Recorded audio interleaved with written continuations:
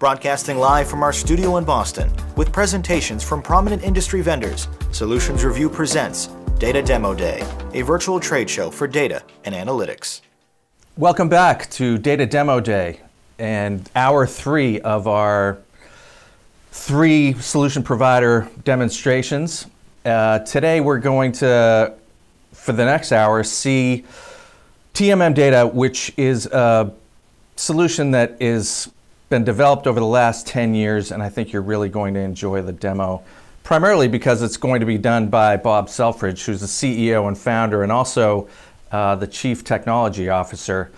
The best part of having Solutions Review as a forum for this sort of thing is you get to present solutions like TMM Data, who have been optimizing their platform for a decade.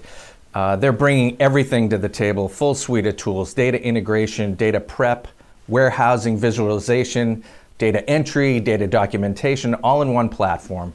Bob has been driving the product strategy, design, and engineering of the TMM data solution for over a decade, and it's great to have him joining us from Pennsylvania. Bob, thanks for being here. Thanks for having me on today, Doug. Thanks for allowing us this great opportunity to present to your viewers today.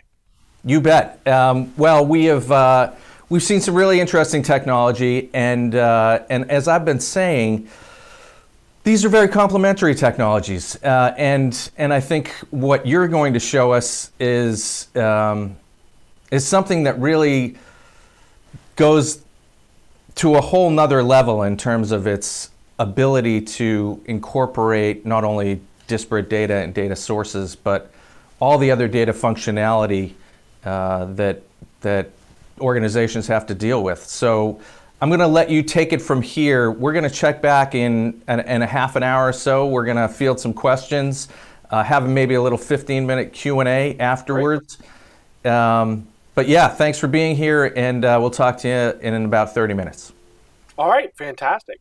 Thank you very much. Yeah, we pride ourselves on being more of a jack of all trades, or more of a Swiss Army knife versus a scalpel versus any kind of specialist. We do that on purpose. You know, our ultimate goal here as we walk through, I'm going to share a screen here.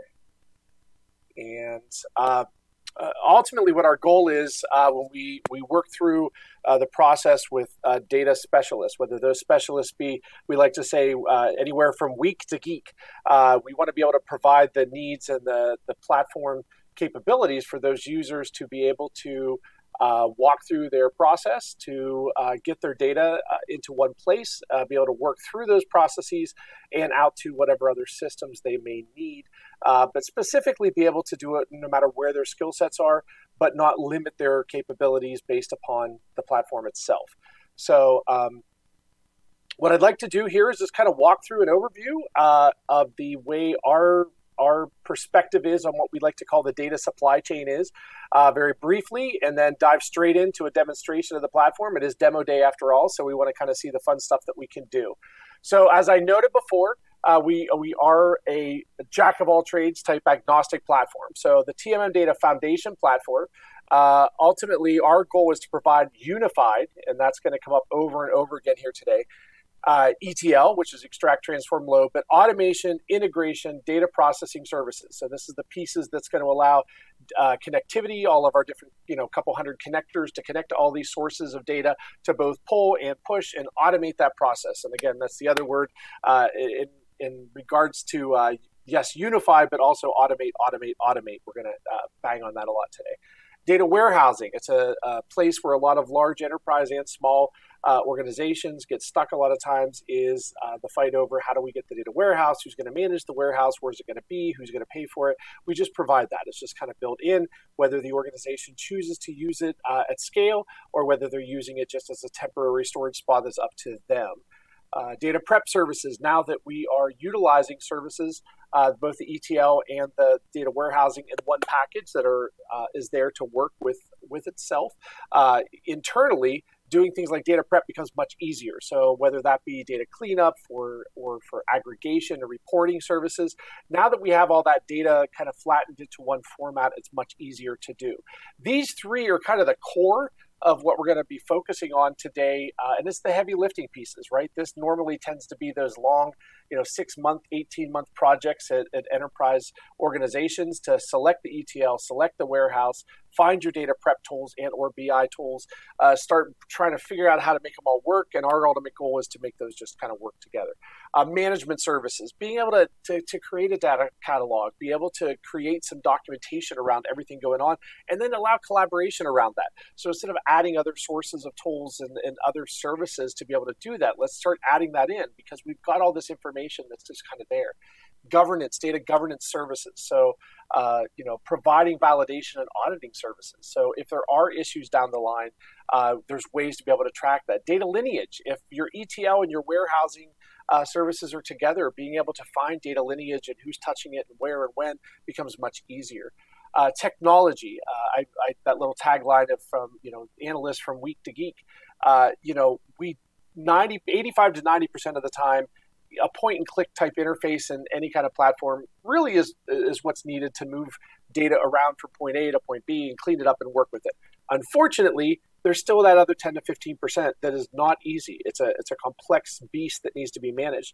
So we do actually provide an underlying a technology layer that allows customized like PHP, Python, Perl, our project, as well as underlying SQL code to be written at any step in any process. So it can just be inserted in there. And then anything that is user-facing, things like jQuery and HTML to be inserted as well. So we want to provide that flexibility for things like theming and those kind of things. And then I know everyone's shocked, but allowing things like theming and charting and dashboarding, it's kind of a mainstay in the industry. Every platform's got to have some sort of reporting mechanism and ways to display that. We provide that as well. And it's not that we are going to sit here and tell you that we are better at any one of these individual pieces. Where we believe we are going to provide that service better than a lot is in the fact that it's already built to work together natively within the platform. It's a data unification platform.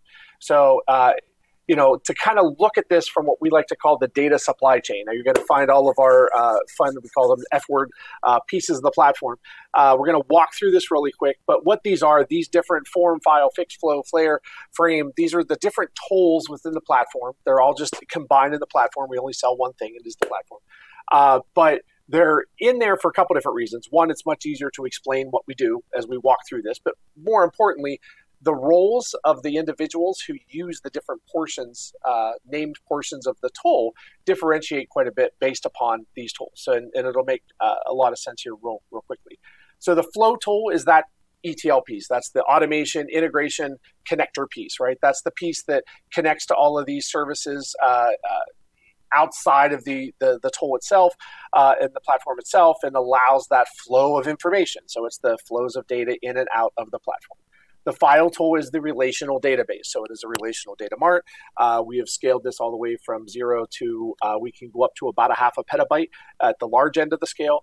We try not to go over that because we want to keep very fast, very high performance drives for that. And again, that fixed tool. So that allows data blending, data aggregation, the ability to do data cleanup, those kind of things at an analyst level. And from a roles-based perspective, the flow tends to be more on the developer side, more on the technical side. The file tends to be more on the structural architectural side. That's the DBAs kind of the world. The fixed tool tends to be more on the data analyst side, BI folks, or just folks doing data investigation and analysis. Now, obviously we have an interface. It's a web-based tool, so you don't need to have any, you don't have to be a DBA to get in here and work on this. But if you want to go deep, you can. Now, those three together are what provide the kind of the core. But the reality is you see all these kind of endpoints out here. We're just kind of showing you that, this third-party stuff is really all of these guys out here. So if you think about this, if you want to move data from just say Google Analytics into a data warehouse, the normal flow would be the data would come in, the flow tool would connect, it would store in the data warehouse, the fixed tool would clean it up or rearrange it or aggregate it or do whatever folks would want to do. The flow tool would then connect and redeliver it, but really this third-party data source we're delivering to is the data warehouse that it's going out to. So that's kind of the flow of how all that works within. So from our perspective, any unified data platform contains ETL services, data warehousing services, data prep services. That's kind of the core. Now, the add-ons to that we're going to talk through today is the ability to use that with other tools, back to the Swiss Army knife. Obviously, we've got some great visualization in the Flare, what we call the Flare tool, and dashboarding tools. But there's a lot of tools on the market, and all of them have their own place, and all of them have best-in-class something. That's why they exist. That's why they have growth, and that's why they're great tools for organizations. We have partnerships with many of them we don't. But whether that be shared, we can open up the data warehouse directly to allow these tools to connect, or we can actually deliver that into a standard delivery kind of mechanism into somebody's data lake, into somebody's data warehouse, or just straight standard files being delivered as well to manage with those tools, or use ours that is just built in and free to use as well. The kind of last tool, active tool that we want to talk about here is the form tool. The form tool is kind of unique to us in that this is really not super technical, but it's a simple, easy to manage way to collect data on the manual basis. Now, that's both data entry, meaning direct web-based forms, data updates, so again, web-based forms, or general workflow. So we find a lot of organizations, large and small, while we would love everything in the world to be automated, we still have an awful lot of places where they still want management or director or someone to review information prior to it going live. So we want to add some of these manual steps in here to make it easy for a single click to let the data move. It also provides tools to allow things like spreadsheets and data files to be able to be easily uploaded on an ad hoc basis. We still work with agencies, we still work with vendors. Many of you are probably on the call today, and providing tools that allow some governance, to allow some validity and verification processes to those files coming in, just to avoid some of those troubles coming and going, so to speak, from data sets is important as well.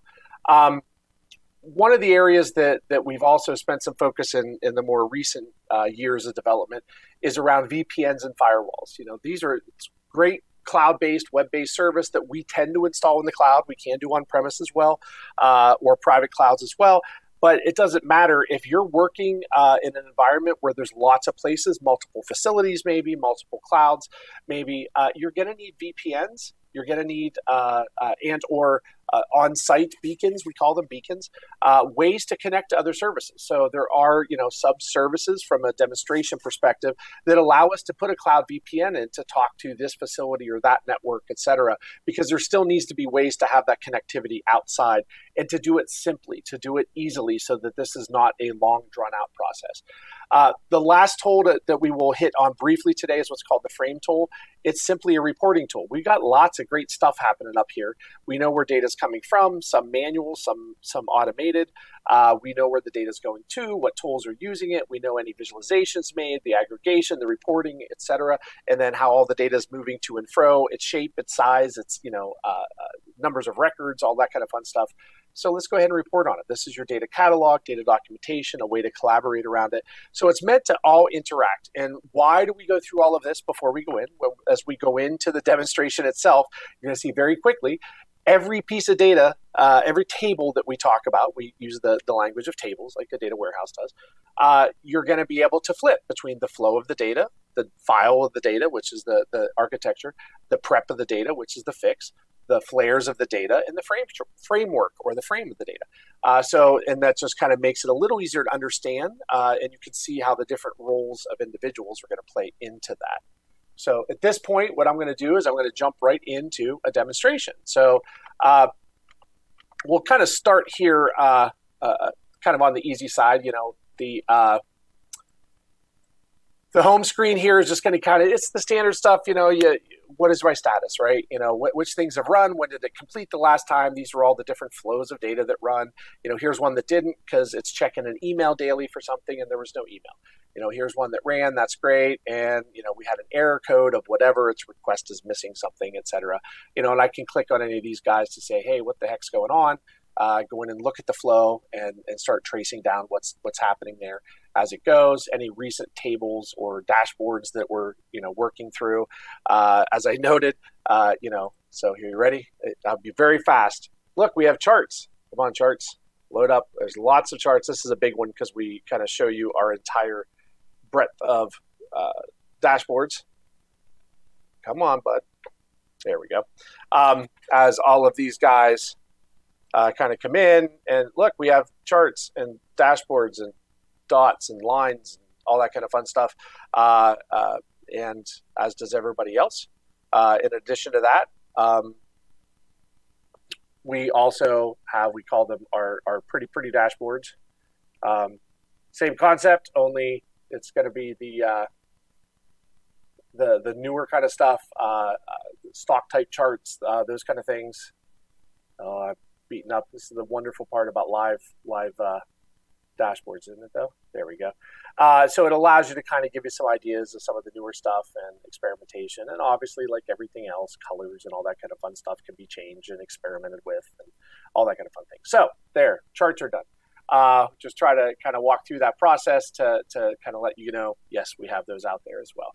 So what we want to do is show you beginning to end in 15 minutes or less. That's my ultimate goal here. In 15 minutes or less, we're going to show you how we automate the process of, let's say, Google Analytics. That's one that everybody gets to deal with on some shape or form. We're going to pull some information from Google Analytics.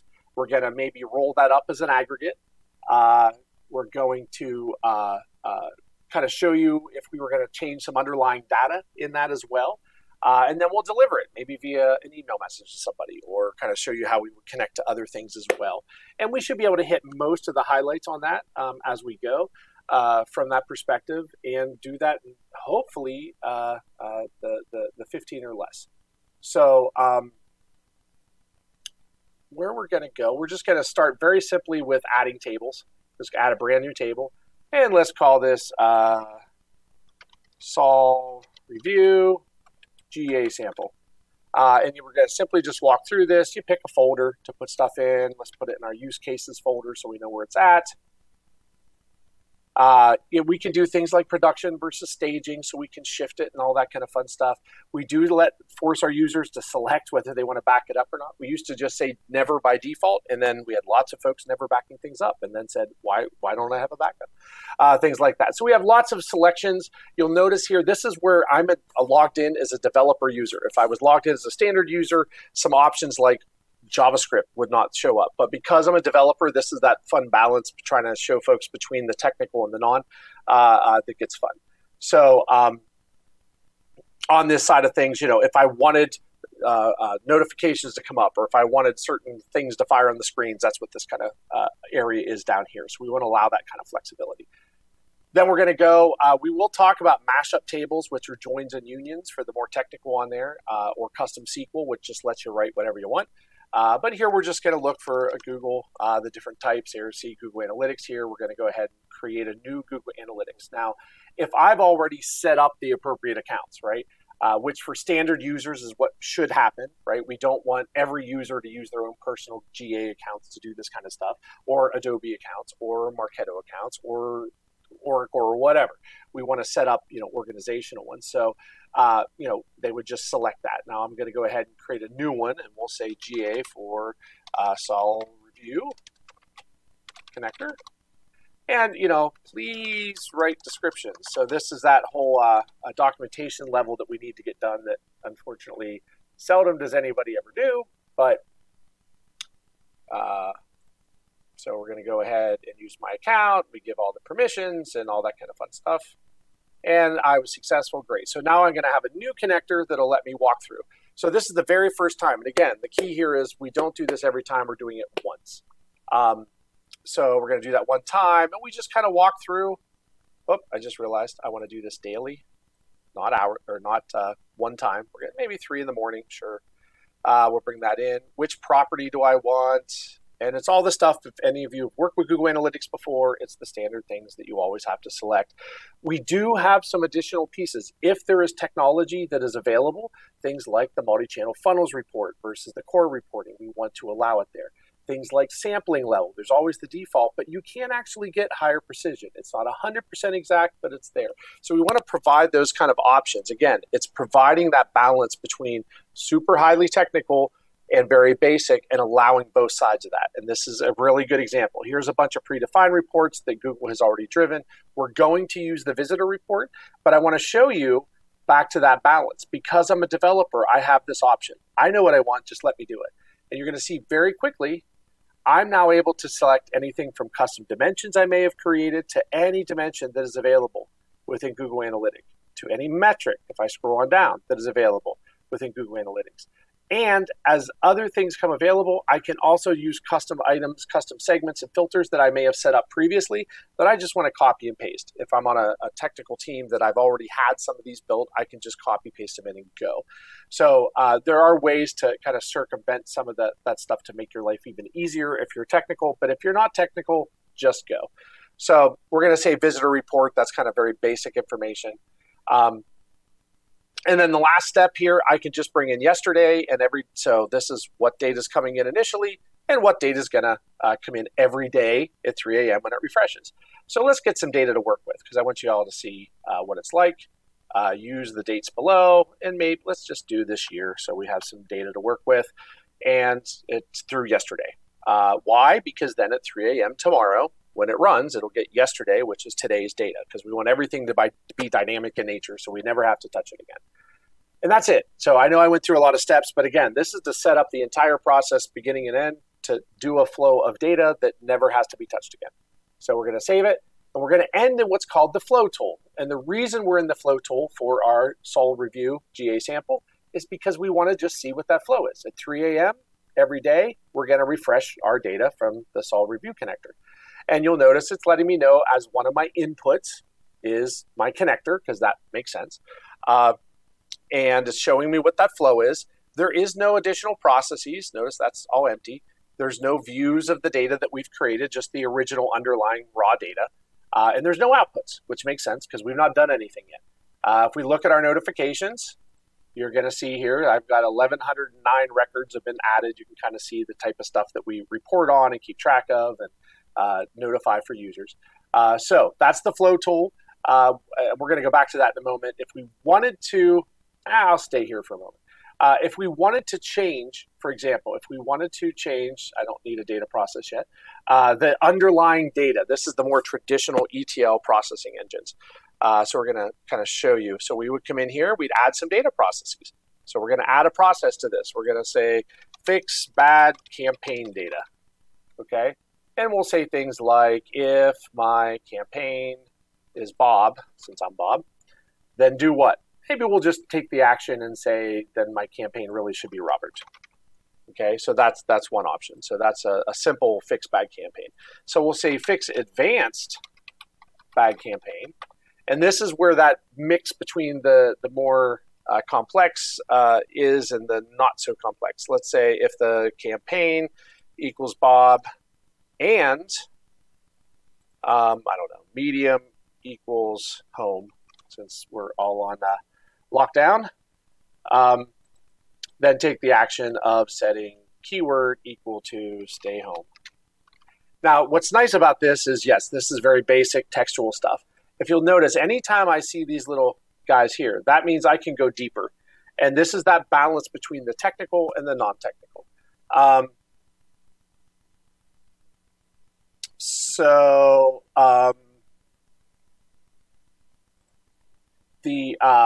This is what you're going to see here is some SQL-based items.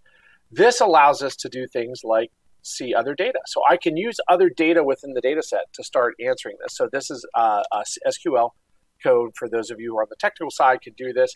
Anything that can be done within a select statement within SQL can be done in this box. So we can set that as dynamically loaded information. So, you know, maybe I could do a concatenate of my campaign and my, I don't know, let's say my medium. Sure, why not?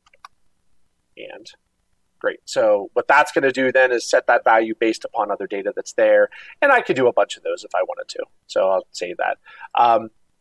And just as a final piece here to give you an idea, again, changing underlying data. Advanced.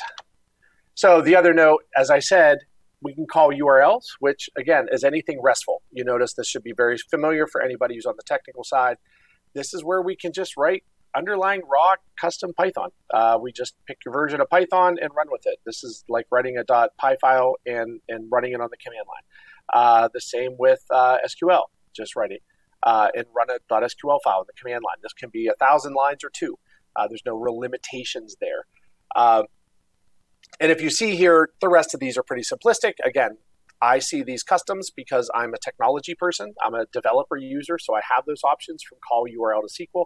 If I'm not one of those, I'm just a flow user, I can see things like a deduplication process, move data between tables, et cetera. So this is more traditional ETL type services, right, that I can do.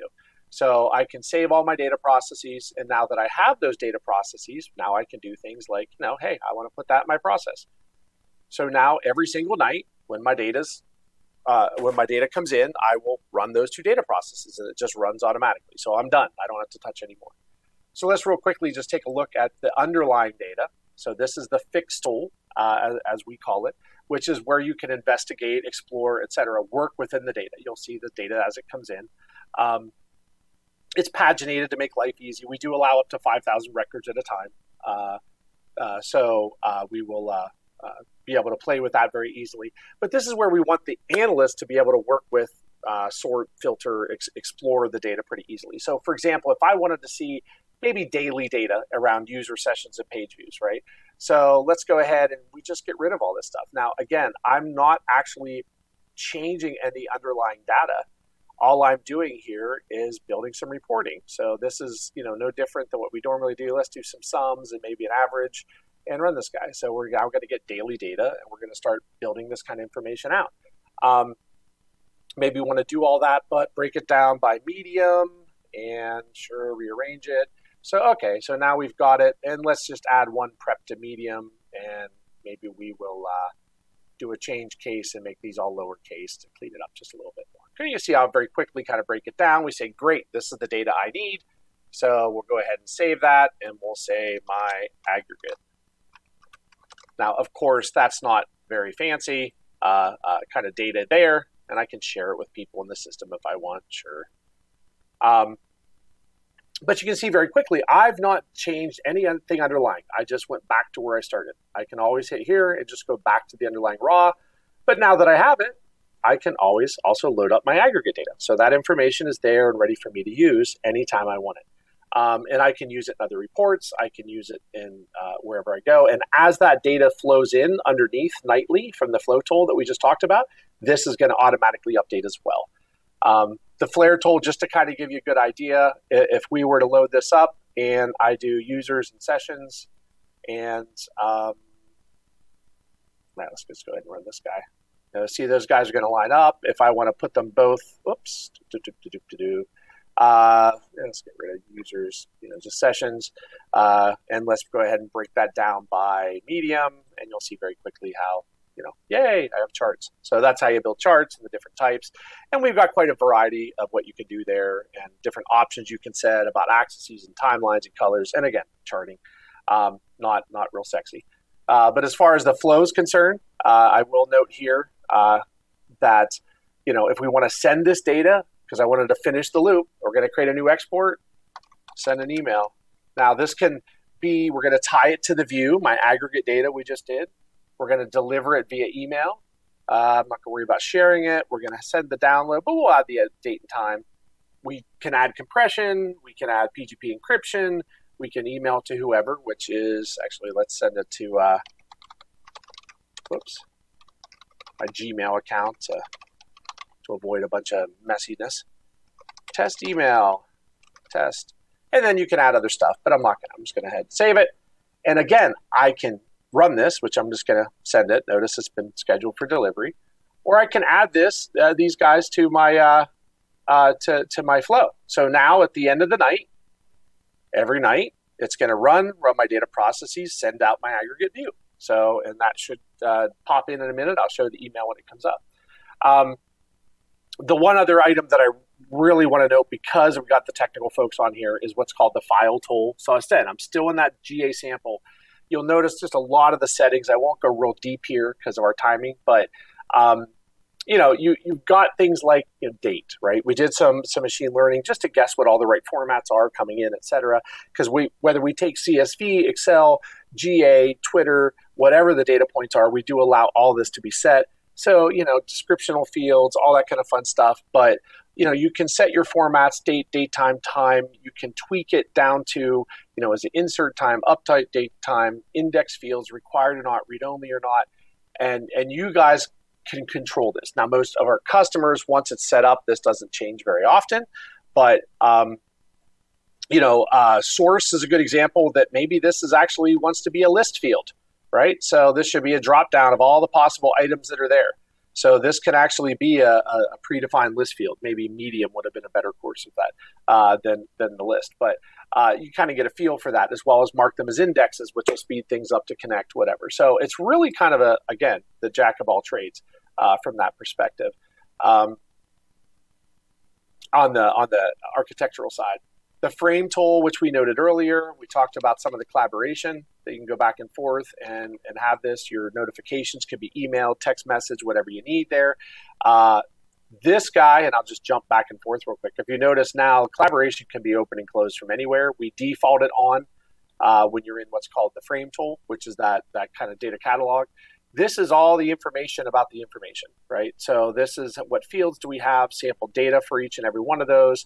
If there's any flows, what are the steps in the flow, where they come from, if there's any exports, information. So this is just reporting around the data from that perspective. So that's kind of where the frame tool comes in. The last piece that I want to note is I'm running a little bit long, but I just want to make sure that I hit upon it. You see there's lots of other fun stuff you could do here, but what becomes the other area where we run into a lot is when we have folks that want to look at multiple data sets, right? We want to blend data together. So things like they're having data coming in from a CRM system, which is pretty standard kind of stuff, HubSpot, Salesforce, internal CRM. You have data like this, but you also may have data coming in from a revenue system where it's just unique identifiers and a timestamp, maybe some financial information. And then there might be a campaign system, and then there might be a X, Y, and Z system, whatever. But it's all coming from multiple sources. You need to get that data to your BI tool. So what we would do in this case is we would just add new data set. That's kind of how we look at it. Again, take all the smallest pieces and link them together. And we'll just say combo data for Sol review. And then we simply go, it's a mashup table. And, this is just for the tech folks, horizontal mashups are joins and vertical mashups are unions. So there's really no magic there. But we're just going to say our CRM data, and we're going to link that to our revenue data. And you just link these guys together. Again, there's not magic, it's your joins. And save it. And very quickly, if I look, so the flow now, there is no flow because it's just a linked table. But you'll see where the two data tables come from. So now if I look at this data set, I don't have the individual data. It's going to look like duplicated data. It's not really. It's the join of those two data sets. It's going to pop open in a minute. 3, 2, 1, go. Come on, buddy. Come on, browser. There we go. And you can see all that data popping up for us. It looks like we matched all but 2 records here. And why that becomes important is now as we can start doing a lot of that reporting, so we can do things like revenue by state, right? Because we have that kind of information that we couldn't a moment ago. And then the last piece here, just to note for you guys, is being able to take these data sets. Any of these can now be converted. So we can actually convert this table. So let's say we have 10 tables all there, but you want to tweak it. You need to go a little further. So we can actually convert this table to what's called a custom SQL table. So this allows the technical folks, now again, developers only, technical folks to go deeper. So they can take this and do whatever they want. You'll notice things like these T underscore numbers, whatever. We do allow those kind of things. You'll see if I hover 350, that should look familiar because some of those will be out there. Tables are named appropriately so that you can see what the underlying codes are there, etc.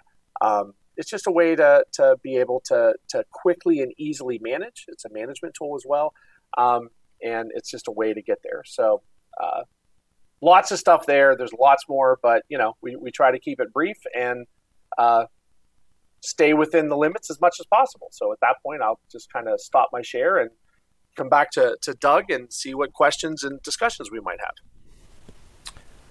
Thanks, Bob. There was a lot there, and quite frankly, I could have watched you keep going. I'm sorry that we had a time limiter because I was good with where you were headed. I'm curious about a couple of things. So you have a solution that offers a lot. what are you seeing is, the most popular feature, I guess, would be, as you think about it, or the most popular, functionality? I mean, I see data integration is pretty prevalent. Is that something that people are taking advantage of? Ease of use. So there tends to be two buckets.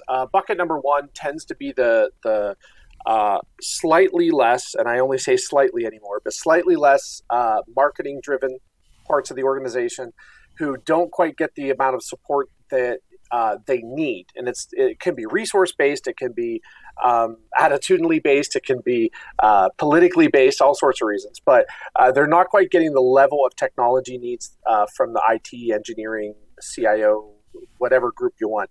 But they have so many needs. There's like 7,000, I think Martech chief says now, 7,000 Martech apps out there.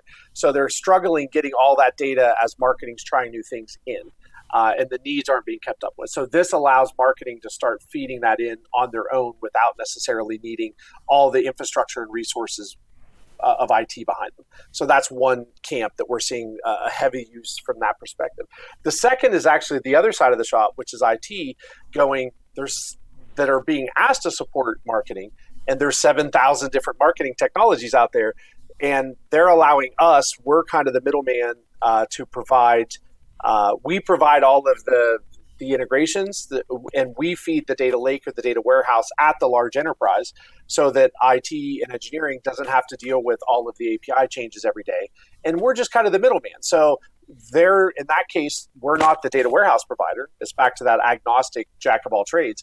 We're just the integrator and just the file deliverer, right? We're just formatting it to keep the IT side happy in governance and happy in standards. But we manage the APIs versus the first, which is we manage kind of soup to nuts to not have a resource load on IT at all. The other side is we're just eliminating the resource need from the MarTech connectors. Seeing a question here with regard to the types of data sources that you connect with. Specifically, what types of data sources do you connect with? I think that probably follows on to what you were just talking about. Yeah, it does. And there's predominantly it tends to start normally with obviously the heavy lifting marketing technologies, right? Your advertising and sales applications, social applications, et cetera, because marketing's kind of our core. But as we've branched out into finance, as we've branched out into broadcast and telecom, obviously everybody has their niche, right? That's part of that space. The way we build connectors, it's kind of unique in that, is we actually work with our partners, customers, prospects, et cetera. If they need connectors, as long as they help us provide credentials, we will go build the connectors on our dime. That's how we build connectors, because we never know what's coming next. We never know what the next new thing is. So we let them kind of drive it. That tends to be how we build our roadmap. There's always a few we have to have, Google, Facebook, Twitter, et cetera. But we normally are driven by the prospect need, and that's the next one up is always there. It's a 2 to 3 week process. It's really not that big because that's what we specialize in, is building those integrations. The other one I will note, there's always the oddballs. One of the areas that we try to focus, way back on that original chart, CSV files, tab files, text files, while I hate them and I wish the world was all automated and clean, we try to put a lot of focus, a whole lot of focus on the ability to capture that stuff coming in from email and Dropbox and those kind of things, because it's still the way the world goes around, from large to small company. It doesn't matter. It's still a lot of the day-to-day operations. Is in sort of a batch? Yes, a lot of batch. We're seeing with the world of CDPs and the world of live, we're starting to see more event-driven. We didn't get into that today. From our perspective, we can do a lot of that. We have, on record add, on record update, on record delete, where we can fire off other things to happen. CDPs are making a big leap, but unfortunately, there's so much from so many places.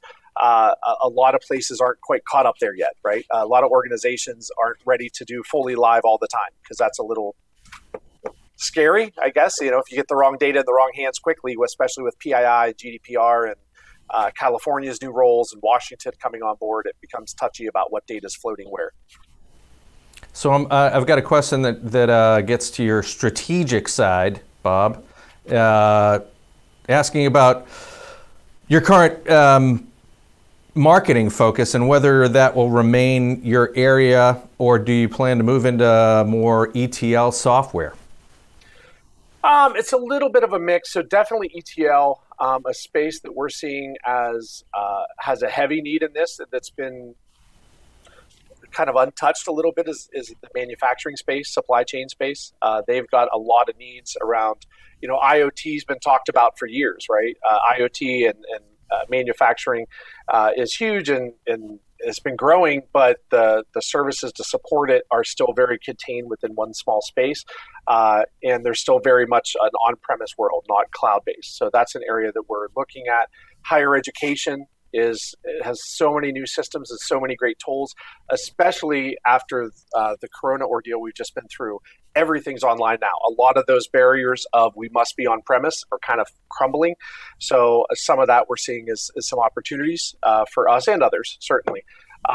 So those tend to be two areas that we're looking at. Marketing continues to grow. That's been it's not a great thing for us, but everybody being forced to leave the building has been a great opportunity for us to go, yeah, you can really put this online. It's okay. We can work through that. So I want to stick with that point because the world has changed, and some would say that it's going to stay changed, and that we are becoming and will become a much more virtual workforce and more virtual workplaces, and as a result, that has several implications. Certainly, data governance. How do you control who gets to see what and where it ends up? Which actually, I'll stick with that for right at the moment. How do you use a system like this to make sure that the right data gets in front of the right people who are allowed to see it, and not just anyone? Oh, right, and permissions and so forth. Yeah, and I'll actually hit that, and I'll be fast. I don't want to say three and everybody go, oh, he's going to talk for an hour. No. One is just general access to who has access to what. We go very granular from both the tool sets as well as the data sets. So group-based permissioning, who can see versus update versus delete versus even access whole tools. So we go very granular on that. Early on, I had noted the roles in the different tools become very, very important, certainly.